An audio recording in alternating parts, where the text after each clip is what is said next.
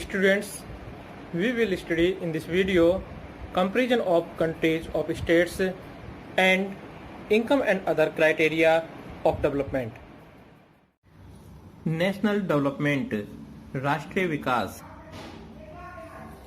The individual seeks different goals and their motive of nation development is also likely to be different. National development के बारे में different लोगों के different गोल हो सकते हैं, डिफरेंट राय हो सकती हैं. जिस टाइप से a farmer wants India to develop in a particular way, whereas a trader wants another way and a teacher yet another way. जिस प्रकार से एक किसान कंट्री का डेवलपमेंट अपने वे से समझता है, यदि फार्मर्स का डेवलपमेंट होगा, किसानों की तरक्की होती है, किसानों की इनकम बढ़ती है, तो कंट्री का डेवलपमेंट है. वहीं दूसरी ओर ट्रेडर इस बात को अलग तरीके से कहेंगे, यदि कंट्री में इंडस्ट्रियलाइजेशन होता है, उद्योग बढ़ते हैं और ट्रेडर्स की, व्यापारियों की इनकम बढ़ती है तो डेवलपमेंट है. वहीं टीचर्स इसको अलग वे से बता सकते हैं. तो इसी प्रकार से अलग अलग लोगों की अलग अलग राय होती है देश के डेवलपमेंट के लिए. Under national development priority is given to those goals which benefit a large number of people. तो स्टूडेंट्स, अब डिफरेंट लोगों के लिए अलग अलग राय होती है कंट्री के डेवलपमेंट के लिए. तो ऐसी कंडीशन में ये बात आ जाती है, तो हम किस बात को माने कि किस बात में देश का डेवलपमेंट है. तो ये कभी बातें, ये ऐसे गोल्स हैं, ये ऐसे विचार हैं डिफरेंट पर्सन्स के, जो एक कंट्री में सभी के कभी एक जैसे मैच नहीं हो सकते. तो यहाँ पर हम स्टडी करेंगे कि मोस्टली जो एक्सपेक्टेशन है, इनकी विचार हैं, वो कंट्री के फेवर कितने उस लोगों का उससे भला होगा. देश के ज्यादा से ज्यादा लोगों का जिस बात से भला होता हो, जिस वर्क से अच्छा हो सकता हो, उनका डेवलपमेंट हो सकता हो अधिकतम लोगों का, हम उसी में नेशनल के डेवलपमेंट को मानेंगे. तो इसके लिए स्टूडेंट्स जरूरी है हमें इस बात को देख लेना कि जो आइडिया है बेनिफिट का, ये a large number of people और ओनली ए स्मॉल ग्रुप, कि इससे एक बड़े लोगों के बड़े ग्रुप को फायदा हो रहा है या कुछ ही लोगों के बेनिफिट हो रहा है इसका. ठीक है. नेशनल डेवलपमेंट तभी होगा जब प्रॉफिट ज्यादा से ज्यादा लोगों को होगा, देश में रहने वाले अधिकतम लोगों को उसका लाभ मिलेगा. How to compare different countries और स्टेट्स. हम डिफरेंट कंट्री और स्टेट्स के डेवलपमेंट को कैसे मेजर कर सकते हैं. ये बड़ा ही कॉम्प्लेक्स वर्क है, बड़ा ही जटिल कार्य है. ठीक उसी प्रकार जिस प्रकार से क्लास के अंदर डिफरेंट स्टूडेंट्स को के डेवलपमेंट को मेजर करना, क्योंकि क्लास के अंदर हर बच्चे के सभी बच्चे एक जैसे नहीं होते. उनकी हाइट, उनकी हेल्थ, उनके टैलेंट्स, उनके इंटरेस्ट, इन सब में डिफरेंसेस देखने के लिए मिलता है, अंतर देखने के लिए मिलता है. तो हम केवल एक ही पैरामीटर के बेस पर उनका डेवलपमेंट नहीं मेजर कर सकते. उनकी डेवलपमेंट को हमें मेजर करने के लिए ऑल राउंड डेवलपमेंट उनका देखना पड़ेगा कि उनका संपूर्ण विकास किस प्रकार से हो रहा है. ठीक उसी टाइप से यदि हम कंट्री के डेवलपमेंट को मेजर करें तो हमें देखना पड़ेगा, देखते हैं उनकी इनकम को, नेशनल इनकम को हम मेजर करते हैं उनके कंपेयर करने के लिए. अब हम इनकम को ही क्यों मेजर करते हैं किसी कंट्री के डेवलपमेंट को मेजर देखने के लिए, क्योंकि more income means more of all things that human beings need. क्योंकि ज्यादा इनकम होने पर ह्यूमन उन सभी वस्तुओं को प्राप्त कर सकता है, अचीव कर सकता है जिसकी उसे आवश्यकता होती है. तो स्टूडेंट्स, अब बात आती है इनकम की. तो ये कंट्री की इनकम क्या है? What is the income of a country. किसी कंट्री की इनकम क्या होती है, जिसको हम नेशनल इनकम कहते हैं. तो national income is the income of all the residents of the country over a period of time and is also known as total income. यानी किसी कंट्री की नेशनल इनकम वो इनकम होती है जो उसमें रहने वाले व्यक्तियों की इनकम होती है. यानी किसी देश के अंदर जो व्यक्ति रह रहे हैं वो जितना भी एक टाइम पीरियड में अर्न करते हैं वो है उस कंट्री की नेशनल इनकम कहलाती है। तो इस नेशनल इनकम के बेस पर हम कंट्री के डेवलपमेंट को अध्ययन कर सकते हैं। इसके बेस पर हम कंट्री को 2 पार्ट्स में डिवाइड कर सकते हैं, developed country and developing country. Developed country है आपकी यूएसए, यूके, जापान एक्सेट्रा।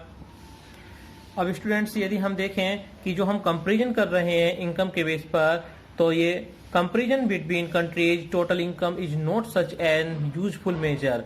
ये एक कोई अच्छा मेजर नहीं है केवल इनकम के बेस पर उनके डेवलपमेंट को मेजर करना, क्योंकि since countries have different populations, comparing total income will not tell us that an average person is likely to earn। क्योंकि हर एक कंट्री की पॉपुलेशन डिफरेंट होती है, तो इस टाइप से टोटल इनकम से हमें नहीं पता चल पाता कि वहां पर प्रत्येक व्यक्ति कितना अर्न कर रहा है।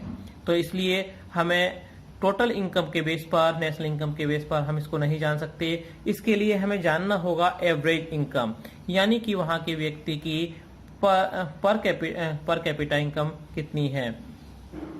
We compare the average income which is the total income of the country divided by its total population.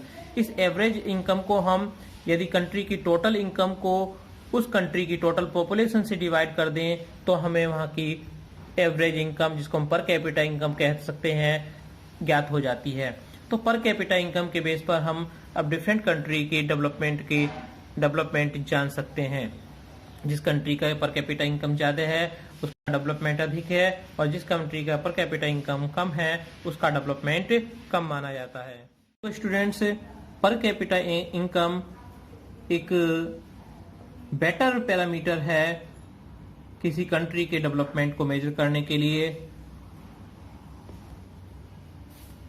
But students, it has a drawbacks as it hides disparities. Example, when a small section of people has very high income, the average income also gets high and do not give proper idea about the actual situation. लेकिन students इसकी कुछ drawbacks भी हैं। पर average income या पर capita income से हम उस कंट्री की पर कैपिटा इनकम जान सकते हैं प्रत्येक व्यक्ति, लेकिन इससे हम क्लियरली रूप से नहीं जान सकते कि कम्युनिटी के किस सेक्शन की इनकम कितनी है, क्योंकि यहाँ से पर कैपिटा इनकम हमने सभी व्यक्ति को कंपेयर कर लिया है एक जैसा समान रूप से, लेकिन ऐसा होता नहीं है। प्रैक्टिकली एक्चुअली किसी भी कंट्री के अंदर हमें बहुत से लोग ऐसे मिलेंगे जिनकी इनकम वेरी हाई है, लाइक फॉर धीरू अंबानी, टाटा जी, और एक लॉट ऑफ पर्सन ऐसे हैं जिनकी इनकम बहुत ही कम है। तो एवरेज इनकम सभी की सेम नहीं हो सकती है, लेकिन हम इसको निकालने के लिए, कंट्री के डेवलपमेंट को मेजर करने के लिए सबको पर कैपिटा इनकम में सबकी इनकम को सेम मान लेते हैं। तो यहाँ पर इसका ये ड्रॉबैक भी है। स्टूडेंट्स, आपकी फैमिली की इनकम आपके पेरेंट्स मेजर कर सकते हैं। किसी कंट्री की इनकम उस कंट्री की गवर्नमेंट मेजर कर सकती है, लेकिन वर्ल्ड में डिफरेंट कंट्रीज की इनकम को कौन मेजर करता है? इसको मेजर करने का वर्क करती है हमारी वर्ल्ड बैंक। तो वर्ल्ड बैंक की रिपोर्ट ऑन पर कैपिटा इनकम, वर्ल्ड बैंक ने एक रिपोर्ट दी है पर कैपिटा इनकम के बेस पर। ये 2017 की रिपोर्ट्स है कि world bank publish world development report every year to compare the nations on the basis of per capita income। इस रिपोर्ट में हर साल वर्ल्ड बैंक डिफरेंट कंट्री की कंपेयर करती है पर कैपिटा इनकम के बेस पर। The bank has classified the countries as follow, और फिर वर्ल्ड बैंक इन कंट्री को क्लासिफाई करती है 2 पार्ट्स में। 1, country with PCI of $12,056 per annual and above in 2017 as term as rich country. 2017 के अकॉर्डिंग वर्ल्ड बैंक कहती है कि जिस कंट्री की पर कैपिटा इनकम 12,056,000 पर एनुअल है डॉलर है, वह कंट्री रिच कंट्रीज माने जाएंगे। और वो second, country with PCI of $955 और less are termed as low income countries. और ऐसी कंट्रीज जिनकी पर कैपिटा इनकम 955 पर एनुअल $US है या उससे कम है, उसको लो इनकम कंट्रीज माना जाएगा, यानी गरीब देश माना जाएगा। In 2017 India as per capita income was only about $1,820 per annum and it's classified as a low middle income country। 2017 की वर्ल्ड बैंक की रिपोर्ट के अकॉर्डिंग इंडिया की पर कैपिटा इनकम $1,820 एनुअल है। तो इस बेस पर इंडिया को एक लो मिडिल इनकम कंट्री माना गया है। स्टूडेंट्स, वो डाटा मैंने 2017 के बताए, आप अपनी बुक में यहाँ पर डाटा रीड कर सकते हो 2006 के कि कितनी वर्ल्ड की पर कैपिटा इनकम है और इंडिया की कितनी रही है, 2004 में इंडिया की पर कैपिटा इनकम कितनी रही है। तो इस टाइप से हम स्टडी कर सकते हैं। तो स्टूडेंट्स पर कैपिटा इनकम के बेस पर कंट्रीज, डिफरेंट कंट्रीज को 3 पार्ट्स में डिवाइड कर दिया गया है, developed country, under developed and developing country. और आपका जो इंडिया है अंडर डेवलप्ड कंट्री के में आता है। Students, when we looked at individual aspirations and goals, we found that people not only think a better income but also have goals such as security, respect for others, equal treatment, freedom, etc. in mind। Students, हमने देखा था कि लोगों की जो developments की goals हैं वो केवल इनकम ही नहीं है, इनकम से हटकर अदर्स गोल्स भी थे, जैसे आपकी सिक्योरिटी, रेस्पेक्ट, इक्वल ट्रीटमेंट, ये डिफरेंट गोल्स थे। तो केवल इनकम के बेस पर डेवलपमेंट नहीं नापा जा सकता। ठीक उसी प्रकार से हम केवल नेशनल इनकम या पर कैपिटा इनकम के बेस पर किसी कंट्री के डेवलपमेंट को मेजर नहीं कर सकते। कंट्री के डेवलपमेंट को मेजर करने के लिए अदर क्राइटेरिया भी होते हैं। इसकी एक एग्जाम्पल स्टडी करेंगे हम। एक टेबल दी हुई है यहाँ पर, इसमें पंजाब, केरल और बिहार के एग्जाम्पल दिए हैं। Table number 1.3। ये बुक काफी पुरानी है, इसके डाटा पुराने हैं, इसके डाटा 2002 और 3 के हैं। और नीचे एक टेबल और है, आपकी देखिएगा, टेबल नंबर 1.4। इसमें पंजाब, केरल और बिहार की कंपेयर की गई है। इन्फेंट मोर्टेलिटी रेट दी हुई है, लिटरेसी रेट दी हुई है और अटेंडेंस रेशो दिया हुआ है। लेकिन ये सब डाटा हैं आपके 2001 के, ये काफी पुराने डाटा हैं। आपकी नई बुक होगी उसमें नए डाटा मिलेंगे, ठीक है। तो इसलिए हम दूसरी टेबल से इसकी स्टडी करेंगे। ये टेबल जो हम आपको दिखाने जा रहे हैं, ये टेबल है आपकी 2016 की। 2016 के अकॉर्डिंग इसमें डाटा कंपेयर किए गए हैं। वही आपके हरियाणा, केरल और बिहार, इसमें 3 स्टेट्स दिए हुए हैं। फिर सेकंड नंबर पे आती है आपकी infant mortality rate. Infant mortality rate अर्थात कि जन्म लेने के पश्चात 1 साल के अंदर मरने वाले बच्चों की संख्या प्रति 1000 बच्चों पर। लिटरेसी रेट यानी साक्षरता दर क्या है। नेट अटेंडेंस रेशो यानी कि स्कूल में उनकी प्रेजेंटेशन कितनी % है और पर कैपिटा इनकम कितनी है। तो यहाँ पर हम सबसे पहले स्टडी कर ले एक बार थोड़े से। हरियाणा की पर कैपिटा इनकम 1,62,034 रुपीज है। केरला की पर कैपिटा इनकम 1,40,190 रुपीज। बिहार की 31,454 रुपीज। यहाँ हम देखते हैं सबसे ज्यादा यहाँ पे पर कैपिटा इनकम हरियाणा की, सेकंड नंबर पे केरला की और फिर आपकी बिहार की है। आपकी बुक में हरियाणा की जगह पंजाब में लिखा हुआ मिलेगा। पंजाब और हरियाणा में कोई ज्यादा डिफरेंस नहीं है, तो आप इसको पंजाब को हरियाणा ही इसको हरियाणा को पंजाब ही मानकर चलिएगा।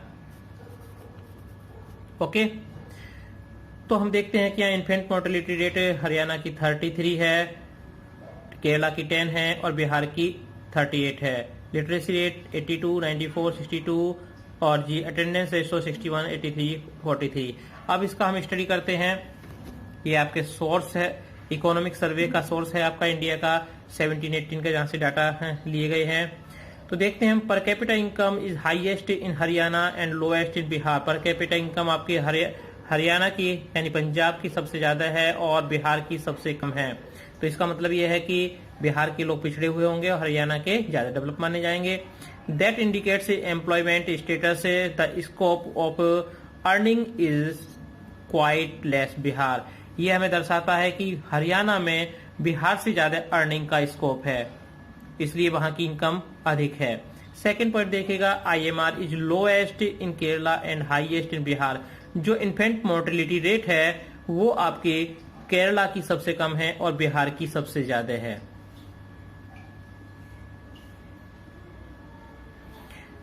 That healthcare facility is poor and high per capita income does not guarantee for better healthcare facilities। इसका मतलब ये हुआ कि जहां पर इन्फेंट मोर्टेलिटी रेट ज्यादा है वहां पर हेल्थ केयर फैसिलिटी कम है।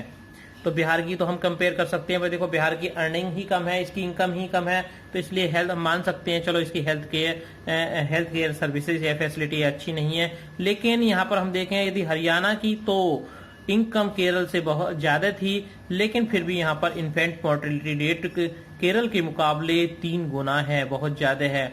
इसका मतलब ये है कि केरल की इनकम भी कम है और इन्फेंट मोर्टेलिटी रेट भी कम है। तो इसका मतलब ये है केरल में हरियाणा से ज्यादा हेल्थ केयर फैसिलिटी अवेलेबल है, जबकि केरल की इनकम हरियाणा या पंजाब से कम है। तो इसका मतलब ये होता है कि केवल इनकम के बेस पर ही डेवलपमेंट नहीं देखा जाएगा, ये सुविधाएं ऐसी हैं जो हमें अदर्स जरूरत पड़ती है। Next point, literacy rate is highest in Kerala and lowest in Bihar. यदि हम लिटरेसी रेट देखें यानी साक्षरता दर देखें तो केरला की हाईएस्ट है और बिहार की कम है। चलो हम मान सकते हैं फिर से बिहार की इनकम कम है, यहाँ के लोग गरीब हैं इसलिए स्कूलों में बच्चों को नहीं भेज पाते, सरकार ने व्यवस्था नहीं की है। लेकिन हम अगर देखें हरियाणा की तो इनकम भी ज्यादा है, फिर भी यहाँ के बच्चे कम पढ़ पाते हैं केरल के मुकाबले। तो क्या हम केवल इनकम को ही डेवलपमेंट मान लें? नेक्स्ट पॉइंट और देखिए फिर कंपेयर करेंगे। Net attendance ratio is highest in Kerala and lowest in Bihar. और जो नेट अटेंडेंस रेशो है वो भी आपका केरला में हाईएस्ट है और बिहार में सबसे कम है। तो यहाँ पे स्टूडेंट देखिए लिटरेसी रेट मैंने इसे बता दिया, ये था यहाँ पे लिटरेसी रेट 94 है, केरल की सबसे ज्यादा है। तो देखिएगा यहाँ पर हम ये देख सकते हैं केवल इनकम के बेस पर ही डिफरेंट फैसिलिटी अवेलेबल नहीं होती। यहाँ इनकम हाईएस्ट होने के बावजूद भी हेल्थ फैसिलिटी में और जी लिटरेसी रेट में हरियाणा या पंजाब केरल से पिछड़ रहा है। तो these aspects indicates that per capita income is not the best criterion to decide development। तो इन बेस पर हम कह सकते हैं पर कैपिटा इनकम एक बेस्ट इंडिकेटर या पैरामीटर नहीं है डेवलपमेंट को डिसाइड करने का, यानी सबसे अच्छा तरीका नहीं है कि इनकम के बेस पर ही हम डेवलपमेंट डिसाइड कर दें। But other basis facilities and quality of life also matter much and must be properly counted for development. तो इसलिए डेवलपमेंट में डिफरेंट पैरामीटर्स, डिफरेंट फैसिलिटीज जो आती हैं उनको डिफरेंट पैरामीटर्स के अंदर इंक्लूड करना चाहिए। तो स्टूडेंट्स हम समझे कि इनकम के अदर भी कुछ क्राइटेरियाज हैं जो डेवलपमेंट को मेजर करने के काम आते हैं।